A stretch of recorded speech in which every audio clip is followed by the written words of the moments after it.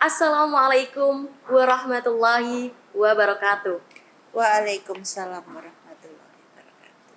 Shalom, Om Swastiastu, Namo Buddhaya. Salam kebajikan, salam sejahtera bagi kita semua dan salam budaya. Salam. Jalan-jalan ke Taman Mini.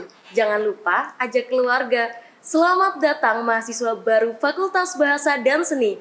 Fakultas kita tercinta, fakultas yang humanis dan berbudaya. Tak kenal, maka tak sayang bukan? Perkenalkan, saya Wijayani Sukmahakia, mahasiswi program studi Pendidikan Bahasa dan Sastra Indonesia yang akan menjadi moderator pada bincang-bincang kali ini. Kita akan mengupas tuntas materi general Fakultas Bahasa dan Seni. Hal yang menyenangkan, saya di sini tidak sendirian. Saya sudah dibersamai oleh Dekan Fakultas Bahasa dan Seni tercinta kita. Tentunya dengan Ibu Dr. Sriharti Widyastuti M.Hum. Assalamualaikum Ibu. Waalaikumsalam warahmatullahi wabarakatuh. Selamat siang, salam sehat. Salam sehat juga Ibu. Bagaimana kabarnya Ibu? Alhamdulillah baik, sehat. Alhamdulillah pula seluruh sivitas akademika Fakultas Bahasa dan Seni dalam keadaan sehat. Alhamdulillahirrahmanirrahim. Ibu diperkenankan apabila ingin menyapa teman-teman mahasiswa baru. Assalamualaikum warahmatullahi wabarakatuh. Teman-teman mahasiswa baru, selamat datang, selamat berjumpa, dan salam kenal dari Fakultas Bahasa dan Seni. Kami sangat menunggu partisipasi dan kedatangan para rekan-rekan dari seluruh mahasiswa Fakultas Bahasa dan Seni angkatan tahun 2022. Terima kasih Ibu atas sambutannya untuk teman-teman mahasiswa baru. Saya melihat Ibu Dekan ini teringat satu kutipan Ibu, berbunyi seperti ini. Ketika kita melihat ibumu, kita akan melihat sebuah cinta yang tulus di depan mata kita. Nah itu saya langsung teringat Ibu Dekan sebagai ibu dari Fakultas Bahasa dan Seni yang tentunya memberikan cinta dan kasih sayang yang tulus kepada seluruh mahasiswa Fakultas Bahasa dan Seni. Iya, insya Allah tidak hanya saya, namun seluruh dekana dan juga koordinator Kajur, koordinator prodi, sekjur, semuanya, tendik dan juga para dosen ini akan memberikan cinta. Tapi cinta di sini adalah cinta di mana kemudian bagaimana kita bisa berbagi, kita beradu rasa dengan kemudian humanisme, dan bagaimana kita semangat untuk menyiapkan teman-teman semua untuk menjadi generasi penerus yang sukses dan mandiri serta tetap sehat dan bahagia. Amin ya Allah, amin. Terima kasih doanya Ibu. Amin amin ya rabbil alamin. Nah tentunya ini teman-teman mahasiswa baru sudah sangat penasaran Ibu terkait dengan apa dan bagaimana Fakultas Bahasa dan Seni itu Ibu.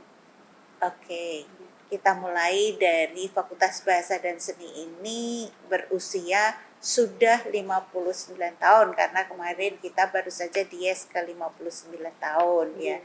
Dalam usianya yang sudah mapan ini bagi sebuah dies universitas ini dan fakultas ini adalah sebuah usia yang cukup menantang.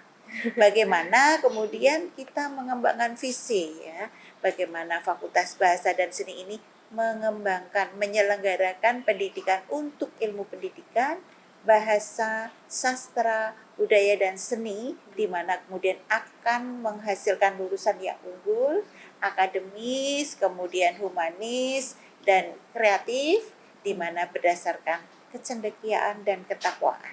Ini yang kemudian kita kembangkan ke depan agar supaya kemudian ini menjadi kendaraan teman-teman untuk kemudian nanti belajar dan insya Allah kemudian sukses. Masya Allah, Alhamdulillah. Tentunya Fakultas Bahasa dan Seni ini memiliki visi misi yang nantinya akan menjadi kendaraan Ibu seperti tadi Ibu sampaikan. Supaya Fakultas Bahasa dan Seni ini terus berprestasi, terus berkarya seperti itu Ibu. Betul. Lalu untuk kalau yang kita tahu itu bahwa Universitas Negeri Yogyakarta memiliki 7 fakultas nih Bu. Inggih. Kan itu untuk fakultas memiliki keunikan masing-masing. Kalau dari Fakultas Bahasa dan Seni sendiri, kira-kira ciri khas apa nih Bu yang membedakan dengan fakultas lain seperti itu? Iya. Jadi sebelum ciri khas kita itu mempunyai 11 prodi, kan banyak ya. 11 prodi itu terdiri dari prodi bahasa, kebahasaan, dan kemudian seni. Nah, kemudian dari situ ada 5 prodi S2 ya, di mana itu dari sisi seni, kemudian kebahasaan ya. Kemudian ada 2 program S3 ya, yang kemudian semuanya sudah menerima mahasiswa dan animonya luar biasa. Nah, kenapa animonya luar biasa? Satu, karena memang menjanjikan. Yang kedua, karena mempunyai keunikan. Keunikannya apa? Kita adalah lembaga LP3 yang menyelenggarakan pendidikan bahasa, kemudian ada seni di dalamnya yang bagaimana di situ saling bertautan. Tidak berdiri sendiri-sendiri, namun di situ bertautan. Ada mata kuliah yang kemudian saling masuk, saling memasuki, yang kemudian ini saling menguatkan. Nah, sehingga di situ ada terjadi harmoni. Bagaimana bisa dilihat dari teman-teman ini ketika menyelenggarakan, katakanlah ya, di tari ini ada mata kuliah koreografi. Siapa yang menggarap? Ini dari teman-teman bahasa Jawa, dari teman-teman musik, dari teman-teman bahasa Indonesia, dan tari sendiri. Jangan lupa juga seni rupa yang kemudian akan menggarap lighting, backdropnya, dan seterusnya. Ini adalah sebuah integrasi yang luar biasa yang ini tidak ada di fakultas yang lain. Bagaimana kemudian terjadi kolaborasi yang apik, yang kemudian ini mencitrakan Fakultas Bahasa dan Seni sebagai fakultas yang humanis. Begitu. Fakultas yang humanis dan berbudaya, semuanya saling bersinergi. Betul. Lalu untuk ini Bu, tentunya kan Fakultas Bahasa dan Seni ini sudah dikenal sebagai fakultas yang hebat seperti itu. Nah, Insya Allah. pasti dalamnya juga ada komponen-komponen hebat Ibu di dalamnya. Nah, mungkin bisa disampaikan Ibu, kira-kira untuk susunan birokrasi dan juga komponen yang terdapat di dalamnya itu apa saja Ibu? Iya, jadi begini, ini berapa tahun ini kita ngegas ya, ngegas untuk memperbaiki dan juga membulatkan status kualitas dari Fakultas Bahasa dan Seni ini dengan cara perbaikan SDM yang pertama. Nah, perbaikan SDM bagaimana? Jadi dimulai dengan kita adakan percepatan guru besar. Jadi guru besar itu setiap tahun itu kita menelurkan guru besar terus sehingga terjadi percepatan yang luar biasa. Kemarin itu sudah 6, besok ini akan tanggal 20 ini akan dikukuhkan 1 orang dan seterusnya, sehingga jumlah guru besar ini makin banyak, dan ini menunjukkan bagaimana bahwa pengawal akar keilmuan di Fakultas Bahasa dan Seni ini makin kuat. Di samping itu maka kita nolisasi S2. Jadi yang S2 mau tidak mau harus sekolah, studi lanjut dimanapun berada. Sehingga ini penguatan studi lanjut ini menyebabkan di Fakultas Bahasa dan Seni sepertinya sekarang ini mungkin untuk tahun 2022 sampai Desember itu sudah tidak ada lagi yang tidak sekolah. Semua sudah sekolah. Termasuk lagi Tendik, Mbak. Tendik juga luar biasa. Ini mengawal kebesaran Fakultas Bahasa dan Seni ini. Jadi Tendik ini juga sebagian besar sekolah terus dilanjut. Bahkan ada yang S3. Ini yang di perpustakaan itu. Ini Pak Dwi Sur ini juga ambil S3. Yang lainnya S2, kemudian yang SMA itu mulai S1 atau D4. Nah, ini terjadi perbaikan SDM yang luar biasa di Fakultas Bahasa dan Seni untuk mengawal dan mendukung agar supaya Fakultas Bahasa dan Seni ini menjadi semakin besar. Di samping SDM juga sarana prasarana kita perbaiki. Nah, ada beberapa hal yang kemudian kita buat agar supaya ketika pembelajaran ini berlangsung maka semuanya aman dan nyaman. Itu ini sehingga harapan kami ini akan mendukung bagaimana kemudian kenyamanan ini akan membuat para mahasiswa ini menjadi lebih fokus, kemudian dia bisa menjadi ketika menyerap ilmu tidak hanya keilmuan di bidang akademik, tapi ilmu, ada ilmu manajemen, ilmu wirausaha, ilmu secara akademik yang ada di KRS maupun dalam MBKM, mereka sukses gitu. Beragam gitu, dan juga dari para komponen ini terus meningkatkan kualitas mereka Iya, gitu. iya. Lalu untuk susunan birokrasinya seperti apa gitu? Oke, jadi untuk birokrasinya itu kita mengikuti pola BLU. Jadi begini, Mbak Wijaya. Jadi kita ini 2021 ini masih BLU. Dan ini Badan Layanan Umum ya. Jadi Universitas Berbadan Layanan Umum yang sebentar lagi kita akan beralih ke PTNBH. Nah, PTNBH itu sudah ditandatangani oleh Pak Jokowi, Pak Presiden kita, itu sudah ditandatangani, tinggal turun menjadi aturan, menjadi kemudian akan diberlakukan di tempat kita.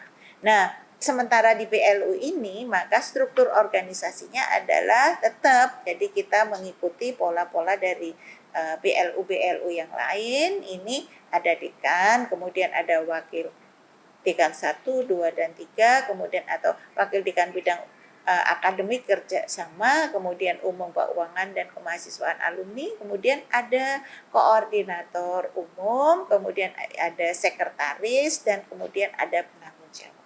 Nah, selanjutnya kemudian ada kajur, kemudian sekjur, ada koordinator prodi, ada kaleb begitu, kemudian ada pembimbing kemahasiswaan atau yang sering disebut sebagai satgas, kemudian ada unit penjaminan mutu, kemudian ada unit kinerja atau unit wirausaha begitu nggih. Jadi ada komponen-komponen yang kemudian ini mendukung agar supaya kemudian laju manajemen dan administrasi di Fakultas Bahasa dan Seni ini nanti lancar.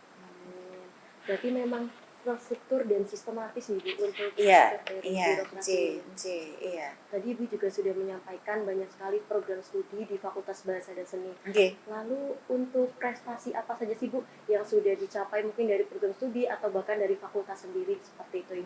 Ini prestasinya kalau kemudian kita lihat luar biasa. Untuk alhamdulillah kita syukuri ya, kemarin itu Fakultas Bahasa dan Seni menempati posisi pertama untuk penjaminan mutu. Jadi ketika kita AMI ini ya, asesmen manajemen internal itu kita nomor 1 ya. Kita dari seluruh fakultas kita nomor 1. Kemudian untuk kerjasama kita nomor 2. Setelah MIPA hanya terpaut satu MOA hanya terpaut 1, tapi kita nomor 2. Dan kemudian selain itu prodi di Fakultas Bahasa dan Seni ini hampir semuanya unggul. Yang asik A itu hanya 1 ya, hanya 1 karena dia masih prodi baru, yaitu S3 Pendidikan Bahasa Indonesia. Nah, semuanya unggul kan. Untuk unggul itu kan harus A dulu, harus A baru unggul. Nah, ini kan berarti luar biasa. Tidak semua perguruan tinggi dan prodi itu bisa mencapai itu. Jadi ini unggul. Nah, belum lagi ini prestasi mahasiswanya luar biasa ya. Ini kemarin kita baru saja mengirim teman-teman dari Jerman. Ini transfer kredit ke Monster ya. Ini ada 5, yang 2 ini sudah mau pulang, yang 3 baru berangkat, kemudian 1 ini akan ke Perancis. Kemudian kemarin dari seni rupa ya, ini yang ikut ISMA yang lolos banyak sekali dari Fakultas Bahasa dan Seni. Kemarin itu ada 18 yang terseleksi yang masuk itu ya, yang 12 itu dari LPS. Nah, ISMA ini kan programnya kemana-mana ya. Nah, ini saya melihat ini luar biasa. Belum lagi bagaimana kemudian teman-teman di Fakultas Bahasa dan Seni ini bisa berkiprah ketika kemudian memenangkan berbagai macam juara. Kemarin kita melihat ini upload dari Dinas Pariwisata bahwa salah satu mahasiswa Kria itu kemudian dia diapresiasi luar biasa oleh Pak Menteri Pariwisata karena dia bisa membuat rancangan dan juga hasil krianya dari bonggol jagung ini ya. Ini kemudian ini viral di nasional gitu. Ini dari seni kriya. Kemudian dari seni rupa kemarin memenangkan lomba internasional ketika kita UNY itu buat rancangan baju, motif, batik untuk kemudian batik dies UNY. Ini tidak ada yang membuat kayak gini kecuali kita, dan ternyata anak kita dan bagus ya. Hari ini nggak saya pakai karena kemarin barusan dipakai kan gitu. Itu luar biasa. Belum lagi bahasa Inggris ya, pendidikan bahasa Inggris itu memenangkan program atau proyek ini dari kementerian dengan nilai 1,6 ya PKM. Ini hasil kompetisi ya dari berbagai universitas, dan bahasa Inggris alhamdulillah dapat mencapai itu. Nah, di antaranya itu, dan dari program studi yang lain ini juga luar biasa nih untuk hasil. Ada yang akreditasi internasional, kita juga sudah punya akreditasi yang nasional, oke. Yang internasional kita punya yang AKAS. Ada AKAS itu ada yang diakreditasi ada 5, yang internasional yang lain, yang ASIK itu juga 5. Gitu. Masya Allah, luar biasa, prestasinya tersebar di mana-mana gitu. Iya. Regional ada, nasional ada, bahkan sampai internasional gitu. Iya. Oke. Alhamdulillah. Kita syukuri bersama, ini adalah perjuangan seluruh sivitas akademika di Fakultas Bahasa dan Seni. Benar. Saling bersinergi Betul, untuk mewujudkan FBS yang lebih berprestasi. Betul. Baik Ibu, tadi untuk prestasi dari mahasiswa Fakultas Bahasa dan Seni yang sangat luar biasa Ibu, ada tingkat regional, nasional, bahkan internasional. Oke. Kemudian untuk prospek kerja dari lulusan Fakultas Bahasa dan Seni ini kira-kira yang cocok apa Ibu? Iya. Kalau saya melihat ya, dari komposisi mata kuliah yang ditawarkan dan kesempatan FBKM ini, saya kira sangat luas ya. Sekarang begini, kemarin ketika akreditasi dari sastra Inggris, itu kita mengundang alumni. Sebagian besar alumni ini adalah orang-orang yang bekerja dengan pekerjaan yang menurut kami itu sangat-sangat fleksibel dan hasilnya banyak. Sebagai contoh, itu ada yang mereka itu menjadi penulis untuk teks-teks pidato, itu satu. Yang kemudian ordernya itu dari kementerian, dari mana-mana, itu satu. Itu hasilnya juga luar biasa. Yang kedua, mereka itu misalnya ada film dan seterusnya. Dia mengerjakan teksnya itu dalam menginggriskan untuk menjadi sesuatu yang lebih menyentuh. Nah, ini dengan bahasa Inggris. Kemudian dari TV, dari berita internasional dan seterusnya mereka. Terus kemudian iklan, ya, membahasakan iklan-iklan dengan bahasa Inggris itu tidak hanya nasional, internasional. Nah, mereka jadi bos begini itu luar biasa. Gajinya mereka lebih besar dari gaji saya ketika kemudian mereka, karena mereka online kan. Jadi mereka punya tim. Nah, timnya itu tadi dia boleh di rumah, boleh di mana-mana, tinggal di handle aja toh, by HP, by internet, itu tinggal ini. Jadi nanti target waktunya jam sekian harus masuk. Nah, ini yang kemudian diisi oleh para teman-teman kita. Ini pekerjaan ini termasuk bagaimana bahasa Indonesia juga mengisi begini gitu loh. Kemudian dari seni rupa, seni kriya, bagaimana sekarang ini peran-peran komik, animasi, ya kedekafean, ya kediskomfisanan itu yang luar biasa, sangat-sangat diinginkan oleh masyarakat gitu. Bagaimana kemudian setiap saat kita melihat film animasi, bagaimana kemudian semua iklan itu bagaimana kemudian bisa ditayangkan dalam bentuk-bentuk yang bagus, yang dimana di situ ada slot-slot dimana ini harus para pemirsa itu harus terbuai, senang. Nah, ini disajikan dalam bentuk gambar-gambar dan kemudian rekayasa teknologi. Nah, ini punyanya si Kriya dan Rupa kan begitu. Nah, kemudian kalau bahasa Jawa, ini luar biasa sekarang ini. MC manten itu sekali meng-MC itu kan 1,5. Dalam sehari dia meng-MC 3 atau 4 kali, kan begitu kan? Itu yang terjadi pada para mahasiswa bahasa Jawa. Dan bahasa Jawa itu sebelum lulus itu sudah kemudian dipesan oleh para dari sekolah-sekolah yang lain gitu. Jadi nanti saya pesan ya bahasa Jawa yang bisa karawitan ini, yang bisa teater dan seterusnya. Jadi untuk lapangan pekerjaan belum lagi seni musik ya. Seni musik ini kemarin yang teman-teman dari musik ini luar biasa, gajinya juga tinggi sekali ketika kemudian dia menjadi arranger untuk kemudian film, kemudian film-film pendek yang macam Tilik dan seterusnya. Ini ternyata kan banyak dari musik. Nah, kemudian sehingga kita harus berpikir di samping kita itu punya kehebatan dan juga keistimewaan bahwa kita keluar untuk kemudian menjadi guru. Nah, di situ ada keterampilan plusnya ini gitu. Jadi ada dua. Jadi kalau nanti sukses, satu dari guru, satu dari yang profesi tambahan ini tadi. Ini akan lumayan kan? Nah ini didapat dari mata kuliah tambahan, MBKM dan juga kewirausahaan. Saya melihatnya seperti itu. Sehingga para guru yang lulusan sini itu kebanyakan tidak guru doang, tapi dia juga ya dengan wirausahanya sesuai dengan bidangnya. Ada yang menyamakan pakaian-pakaian adat, ada yang menjadi perias manten dan seterusnya. Itu ya.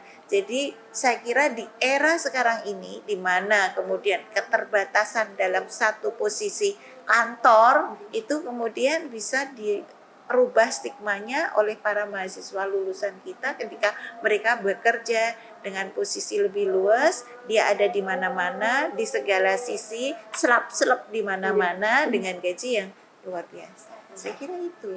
Ya. Berarti untuk teman-teman dari jurusan pendidikan tidak usah khawatir juga nih Bu. Iya, karena ada dua kan, dia justru punya kemampuan dua. Iya, kemampuannya dia bisa di guru dan juga punya profesi. Yang murni dia bisa menjadi profesi dan dia bisa mencari tambahan yang lain dari MBKM-nya kan. Teman-teman yang saya katakan tadi yang sastra Inggris yang luar biasa ini dari murni. Ya, dari murni itu. Jadi bisa ambil semuanya nih Bu. Baik buat translator atau buat aplikasi ataupun yang lain sebagainya seperti itu nih Bu. Jadi cukup beragam, nggak cuma pendidikan ya udah guru saja, tidak seperti itu nih Bu. Ketika orang tua mahasiswa kemudian kami panggil untuk testimoni dalam kepentingan akreditasi ini ya, ini orang tuanya ditanya, Ibu, Bapak, kalau kemudian Kang Putro ini nanti sudah lulus, Bapak dan Ibu ingin nanti putranya kerja di mana? Apa di luar negeri? Apa saya ingin tadi seperti masnya itu tadi yang dia bisa bekerja dari manapun, dia bisa bekerja dari rumah, namun kemudian dia bisa menghandle anak buah banyak dan dia mempunyai salary yang bagus. Itu orang tua bisa bicara begitu, berarti dia udah ada geseran geseran stigma bahwa sekarang memang pekerjaan itu bisa dibawa kemana-mana senyampang dengan onlineisasi kan gitu ya gitu.